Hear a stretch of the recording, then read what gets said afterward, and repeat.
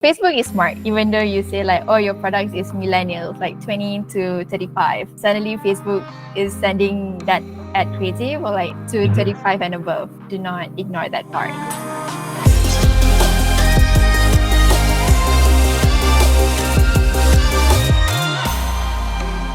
Yeah, thanks Wina again for agreeing to speak in Underdog AdCon, and can't wait to hear what you have to say and share to the crowd as well.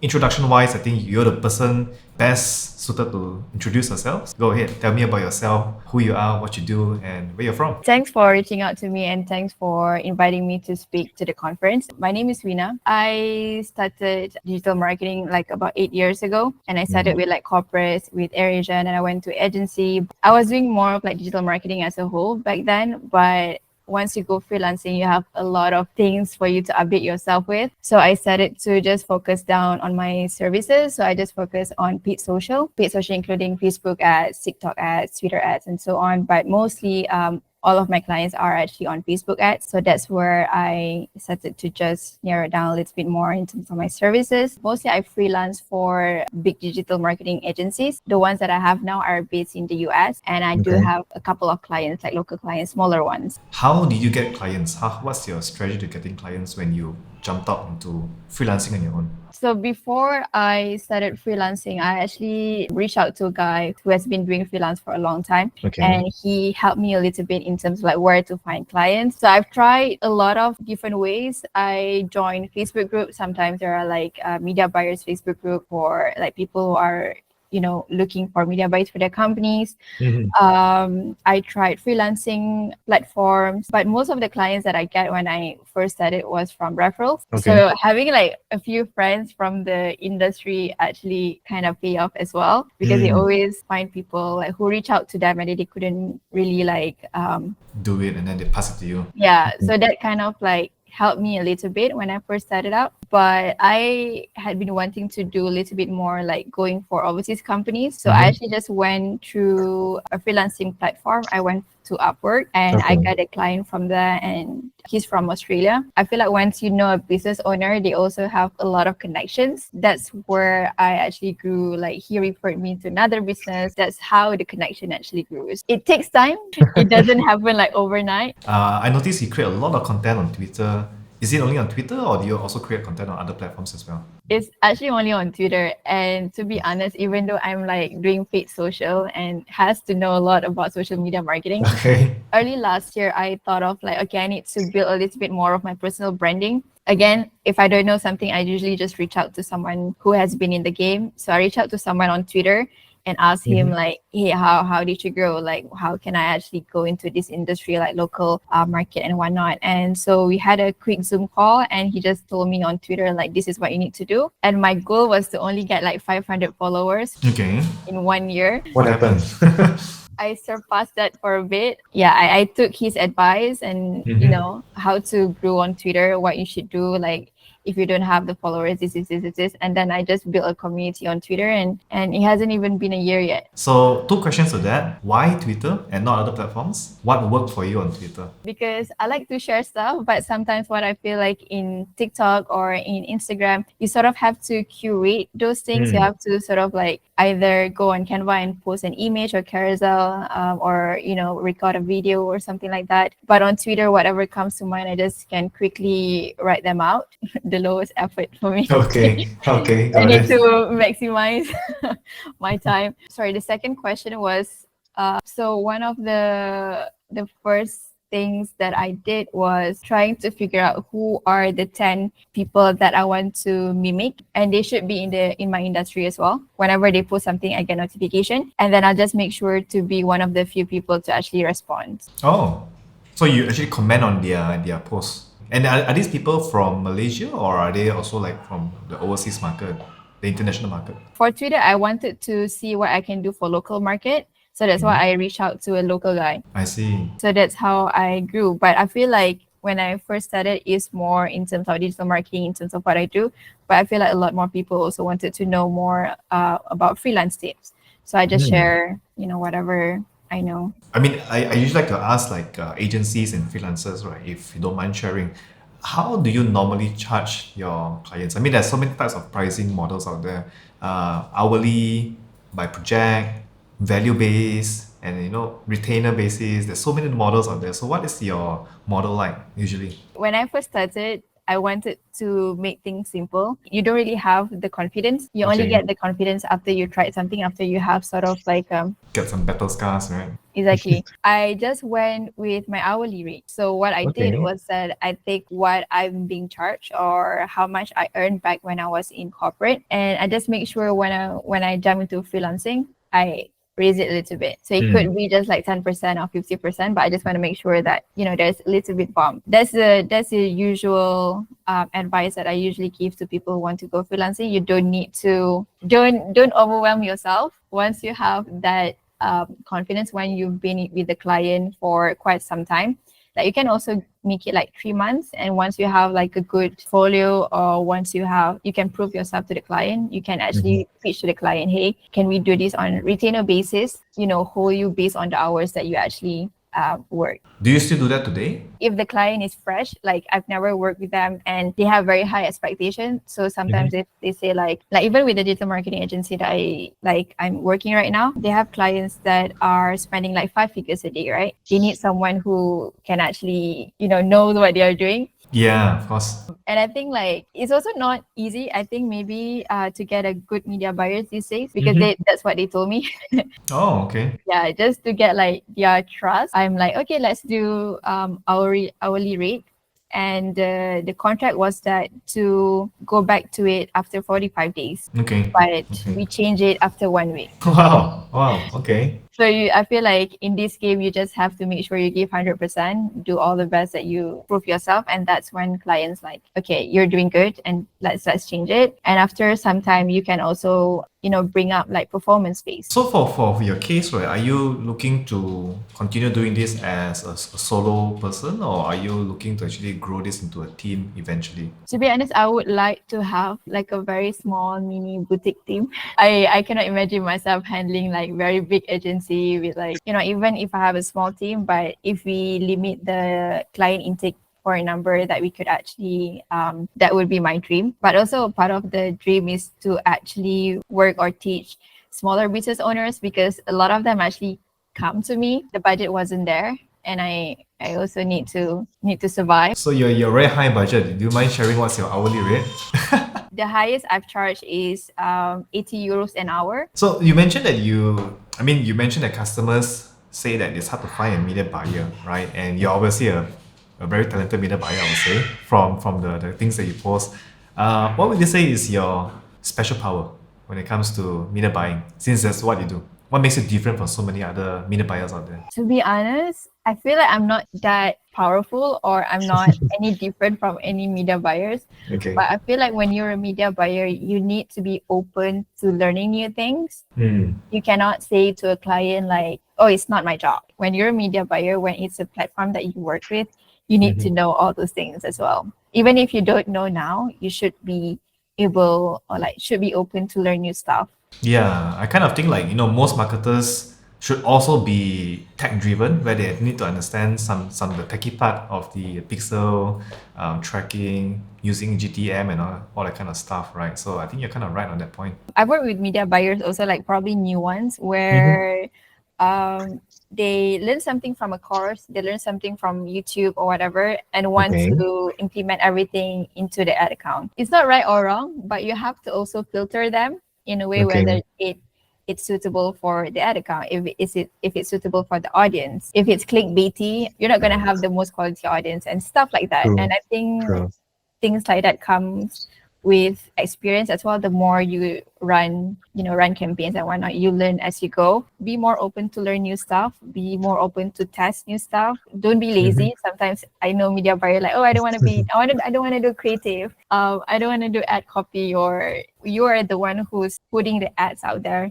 You should know how the ad copy flows with the creative, with the headlines. You're kind of like in charge of the whole process from all that kind of stuff, right? But do you create the ad creatives yourself, or you just manage someone doing them?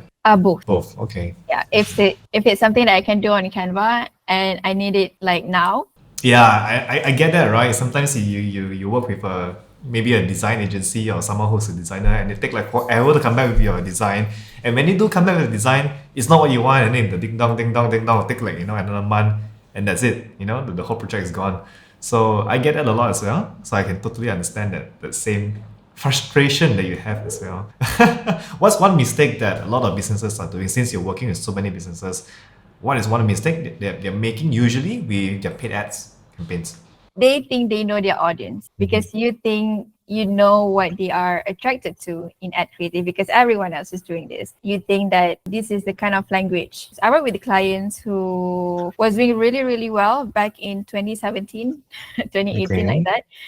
And he wanted to continue on whatever he was doing back then to now. And his product, because of his brand voice, like the tone and whatnot, actually attracts more older generation. They wanted to change the audience, to broaden up the audience, target the younger ones without changing anything. That doesn't work as well. Not understanding the audience enough. And sometimes I feel like a lot of business owners also think that they are the audience, hence they know, but they are one person.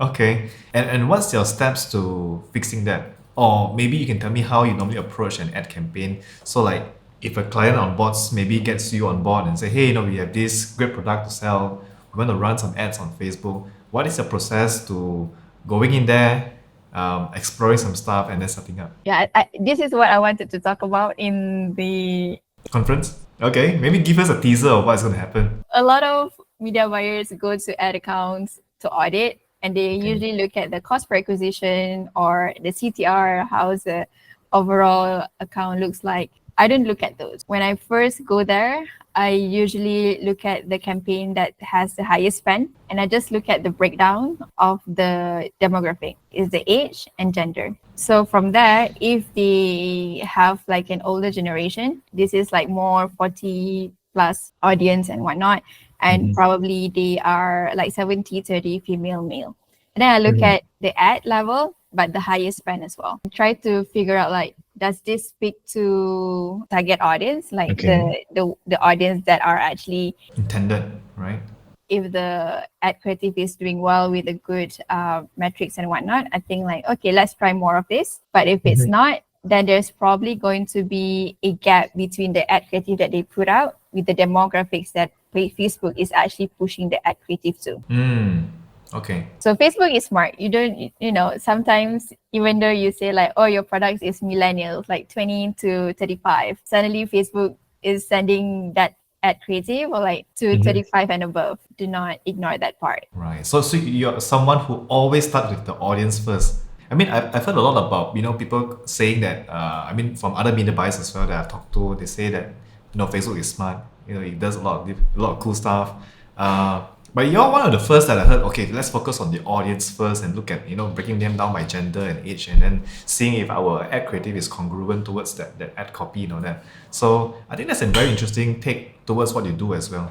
And that's the key part, because once you know that, for example, the clients the case study that I will be sharing, they are geared towards more older female. And if you look at the older generation, and then the social media platforms, right? The way they behave on these social media platforms are very different from the younger generations. They are not fast scrollers. So the ad creative that you put out gonna be different. Right. But how do you know what those audiences want to look at? What's the process of finding that out? Testing? A lot of testing. When I first started that account, I at least put out 3 different new sets of creative sets per week. And you broke down your ad sets by gender and age? No, I give the full power to Facebook to find. Right. And then you see what actually works, which ad got served to who and whom. So that is Facebook ads, right? You also mentioned you run ads on like TikTok, on Instagram. Any difference between these 3 platforms, and anything you'd like to share on that? I mainly do on Facebook ads, but the ones that I run on TikTok ads are going to be the ones who are also running with Facebook ads, right? Not much on Instagram so much. I do feel if your clients or the audience are more geared towards Instagram platform, you can break down that also on Facebook. Then your ad copy might not be so relevant. if you're on Instagram, not a lot of people are going to read the ad copy, and so I won't focus on ad copy at all. For TikTok, is that I don't find a lot of so much if it's on like older generation as much, because again, the way they scroll is not going to be the same as the younger generations. We still have sales, but it's not as good as on Facebook. So Facebook is still the best out of the three platforms today. But TikTok can be good if your brand is a little bit more humorous. Okay. Okay. You are really targeting people who are fast scrollers. I also learned that probably last year, like quite recently, the slow scrollers and the fast scrollers. Because when I look at my mom, whenever they're on Facebook, they watch very slow videos. Okay. They like that. Whenever a video is too fast, Yeah. they have to keep on watching it because it's Too too fast. fast for them. Oh, okay. Okay. Yeah. So if you're living with your parents, or you meet your parents, right? Just look at how they treat social media, how they behave.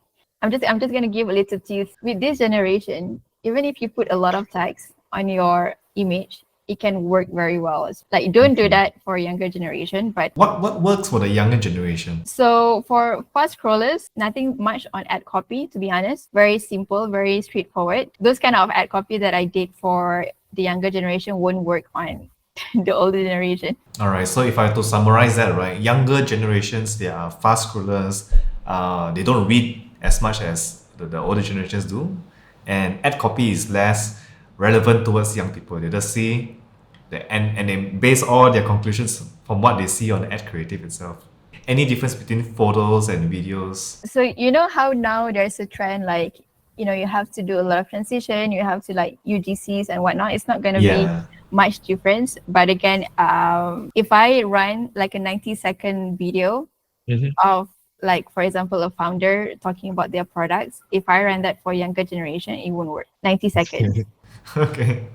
How would you do it for the younger generation then? You have to cut it, make it fast. Like, old people usually they have a lot of and then like talk very True. slowly and whatnot. Yes, yes. That can work amazing to older audience. For younger generation, you have to cut it and make it faster. That's what TikTok is all about, right? So the difference, right? I mean, for those who are watching, who are listening, you have not seen the page, right? Wina's page is very conversational, right? Instead of, a lot of agencies, they have this website. Oh, we are the top agency in I don't know, Malaysia with this award, but yours is totally different, right? You come from a conversational sort of like standpoint, right? And you talk to that person itself. So, yeah, maybe tell us, how do we visit your page, and is it high converting and I'm so sorry, I haven't checked my own landing page conversion rate. Yeah, that's something about marketers. Like, they care about other people's page, but not but they so forget much. themselves? Yeah, I exactly. share the same thing. I share the same sentiments as well. Yeah. Yeah, you can find my page at winatherfreelancer.com. Is a very simple homepage. I just tried to make it like a one lander. I ultimately added more navigation up on the top, and it is no longer one lander. I used to create my website similar to any other agencies out there, like, who I am, what I do, and whatnot. I did not promote it. I wasn't on Twitter so much at that time, but I did get one client who eventually paid me the 80 euro an hour. When I changed my lender to this, I'm not sure about the conversion rate, but I do get a few more from the top of my mind, at least 4, because it all came to my email, right? But in terms of the conversion rate, I do have to check. But the reason why I wanted to make it more conversational is, like, I want to make it simple to make my brand a bit more approachable, and as though they are talking to me, something like that. I think when you visit agencies' website, it's always like, you feel like you do need a lot of money, and there's a high barrier because there's always just like a contact form, and sometimes you don't really know what you should put on the contact form. True. So I changed that to just make it to a calendar booking, and I did get a lot more bookings from the calendar. Yeah. Before this, I was using Calendly, and now I changed to Tidycal. I think when I look at the page, it's not so intimidating. And if I come from a standpoint of a brand or a business, I can say like, hey, this person probably can help me with my ad campaigns. I can see who she is. I can see some of her case examples. Yeah, I feel comfortable. But a lot of agencies, they are like what you say, they are behind this barrier, right? And you just do not know, right? Yeah, they have awards, but what are some work that they have done before? So I think that's the fine difference between, like sort of like old school agencies kind of website and the ones that you have right now. So for those who are listening on or watching this, to visit Wina's website, that's winathe.freelancer.com. We as in W, yeah, Wina, Wina the Freelancer. So yeah, thanks again, Wina, for chatting with me. I can't wait to hear what you have to share during the conference. I heard you're going to be sharing more about ad creatives. So hopefully there's going to be takeaways from your talk that we can use in our ad campaigns and to grow our businesses as well. Great. And tickets can be gotten at underdog.dailycmo.net. I'll be putting links around the video and also the podcast discussion area, so you'll be able to find it there. And yeah, we'll see you in the event.